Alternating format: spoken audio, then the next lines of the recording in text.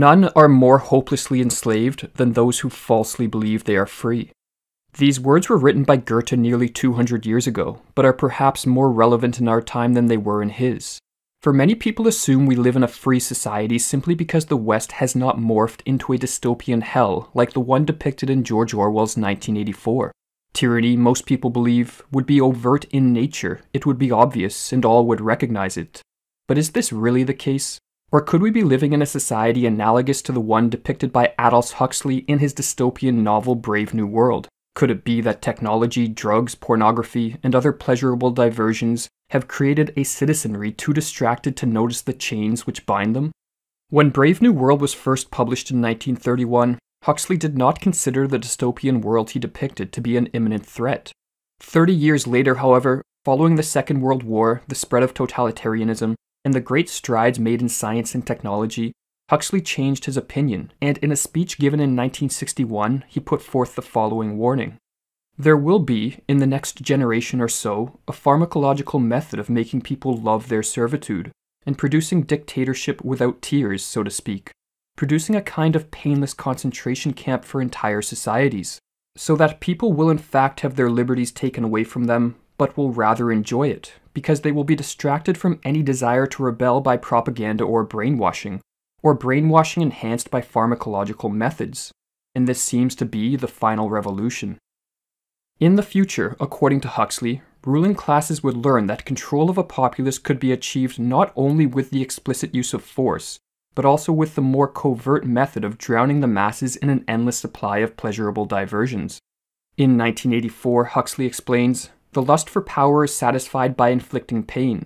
In Brave New World, by inflicting a hardly less humiliating pleasure. How, one may ask, can pleasure be used to deprive people of their freedom? To answer this question, we must discuss operant conditioning, which is a method of modifying an organism's behavior. In the 20th century, the Harvard psychologist B.F. Skinner performed a famous set of experiments in which he tested different methods of introducing new behaviors in rats. These experiments brought to light how the powers that be can condition humans to love their servitude. In one set of experiments, Skinner attempted to cultivate new behaviors via positive reinforcement. He provided the rat with food any time it performed the desirable behavior. In another set of experiments, he attempted to weaken or eliminate certain behaviors via punishment. He triggered a painful stimulus when the rat performed the behavior Skinner wished to eliminate. Skinner discovered that punishment temporarily put an end to undesirable behaviors, but it did not remove the animal's motivation to engage in such behaviors in the future. Punished behavior, writes Skinner, is likely to reappear after the punitive consequences are withdrawn. Behaviors that were conditioned via positive reinforcement, on the other hand, were more enduring and led to long-term changes in the animal's behavioral patterns. Huxley was familiar with Skinner's experiments and understood their socio-political ramifications. In Brave New World and his subsequent works, Huxley predicted the emergence of a controlling oligarchy who would conduct similar experiments on human beings to condition docility and minimize the potential for civil unrest. Skinner, like Huxley, also understood the social implications of his experiments, but he believed, contrary to Huxley, that operant conditioning could be used by social engineers for the greater good, leading to the development of a scientifically managed utopia. The following passage from Skinner's book Walden 2, however, reveals that such mass conditioning would in reality make possible a pernicious form of tyranny, one in which the masses would be enslaved, yet feel themselves to be free. Now that we know how positive reinforcement works and why negative doesn't, writes Skinner, we can be more deliberate and hence more successful in our cultural design. We can achieve a sort of control under which the controlled nevertheless feel free. They are doing what they want to do, not what they are forced to do. That's the source of the tremendous power of positive reinforcement. There's no restraint and no revolt. By a careful design, we control not the final behavior, but the inclination to behave, the motives, the desires, the wishes. The curious thing is that in that case, the question of freedom never arises. In Brave New World, the main reward used to condition subservience via positive reinforcement was a superdrug called soma. The world controllers, writes Huxley, encouraged the systematic drugging of their own citizens for the benefit of the state. Soma was ingested daily by the citizens of Brave New World as it offered what Huxley called a holiday from reality. Depending on the dosage, it stimulated feelings of euphoria, pleasant hallucinations, or acted as a powerful sleep aid. It also served to heighten suggestibility, thus increasing the effectiveness of the propaganda which the citizens were continuously subjected to. In Brave New World, the soma habit was not a private vice, it was a political institution, writes Huxley.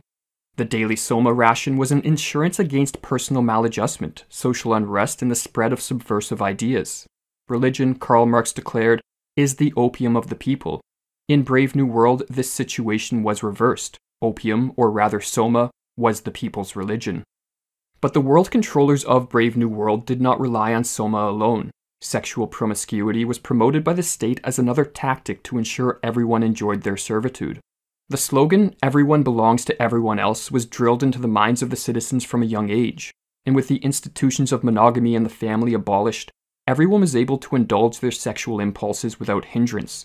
The constant access to sexual gratification served to help ensure the citizens were too distracted to pay attention to the reality of their situation. State-sanctioned entertainment also played an important role in creating the painless concentration camp of Brave New World.